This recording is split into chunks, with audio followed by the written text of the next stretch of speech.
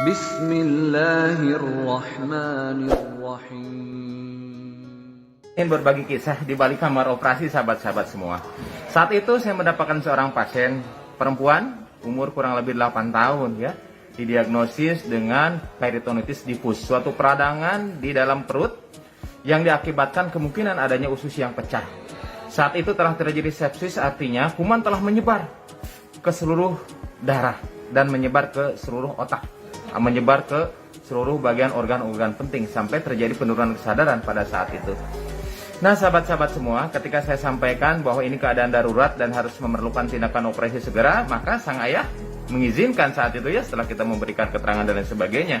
Silakan Pak Dokter, lakukan operasi. Saya bilang begini Pak, ini bukan operasi ringan, ini operasi besar yang memang resikonya kasarnya antara hidup dan mati. Kemudian si bapak itu pun tersenyum. Insya Allah Pak Dokter, saya ridho. Kemudian lakukan tindakan operasi, dan ternyata tindakan operasi sahabat-sahabat semua, apa yang diperkirakan memang benar, terjadi kebocoran di usus halus perbatas dengan usus besar. Kemudian dilakukan pencucian di perut dan lain sebagainya. Akhirnya karena usus tidak bisa disambung, usus itu disimpan, dijahit di permukaan perut, sehingga dia BAB itu dari perut bukan dari anus. Kemudian kondisi kritis pun kita lalui di kamar operasi ya, saturasi oksigen sempat turun, kemudian nadi sangat meningkat ya, dan diputuskan untuk dirawat di ICU sahabat-sahabat semua. Ternyata kemudian pasien dirawat di ICU, setelah dirawat di ICU dalam 2 hari ternyata ada perbaikan yang signifikan. Angka infeksi yang ditunjukkan oleh leukosit akhirnya turun dari 32.000 menjadi 12.000. So penurunan yang sangat signifikan sahabat-sahabat semua, di mana normalnya maksimal 10.000. Kemudian pasien sudah bisa berbicara.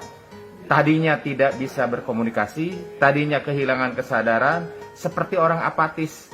Akhirnya pasien dipindah di ruang perawatan seperti biasa.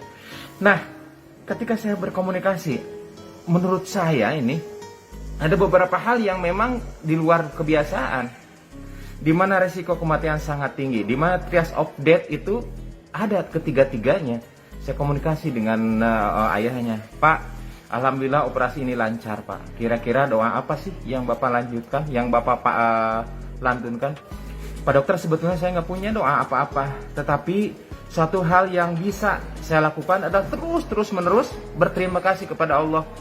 Ketika anak saya menangis, terima kasih ya Allah, saya masih menyaksikan anak saya menangis. Artinya anak saya masih hidup Pak Dokter. Ketika masuk kamar gawat darurat juga, saya berterima kasih ya Allah, terima kasih anak saya masih sempat dibawa ke instalasi gawat darurat. Ketika dokter mengatakan operasi, saya juga demikian loh. Alhamdulillah ternyata anak saya masih bisa untuk ditolong. Dan alhamdulillah dokter mau menolong anak saya. Ketika keluar dari kamar rumah sakit, kamar operasi, saya bilang, Pak ini harus ke ICU. Saya bilang apa? Kata orang tua itu, saya terus bersyukur ya Allah. Alhamdulillah ya Allah, anak saya ternyata masih hidup menjalani masa-masa kritis ketika operasi, dan alhamdulillah bisa masuk di ICU. Ketika di ICU gue sama-sama terus bersyukur ya Allah, terima kasih. Anak saya ternyata sekarang sudah bangun, sudah bisa berbicara, sudah bisa berkomunikasi. Ketika saya bilang, Pak, ini BAB-nya sementara di perut dulu, Pak. Tidak bisa BAB lewat anus. Yang dia bilang apa? Alhamdulillah ya Allah, anak saya masih bisa BAB, anak saya artinya masih hidup. Ketika diajak ngobrol, ketika di ruang perawatan juga sama demikian. Ya Allah, terima kasih anak saya masih bisa di ruang perawatan seperti biasa. Nah, saya kagum saat itu sahabat-sahabat semua. Betapa banyak kadang-kadang orang yang ketika masuk rumah sakit, dia mengeluh, ya Allah kenapa harus masuk ke rumah sakit? Ya Allah kenapa harus masuk ke IGD? Ya Allah ternyata harus dioperasi, kalau bisa mah jangan dioperasi. Ya Allah ternyata kok masuk ke ICU?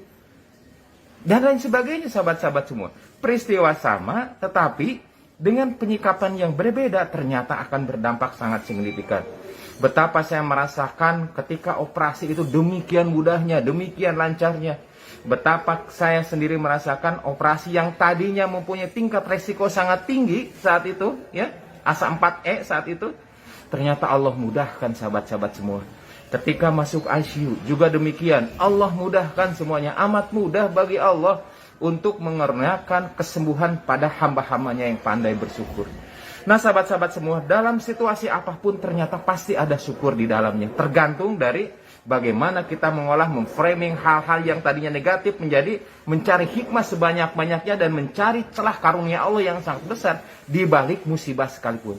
Semoga kita digolongkan menjadi abdan syakuro, hamba-hamba yang pandai bersyukur. Di balik kamar operasi, kita lanjutkan ke hikmah-hikmah berikutnya. Assalamualaikum warahmatullahi wabarakatuh.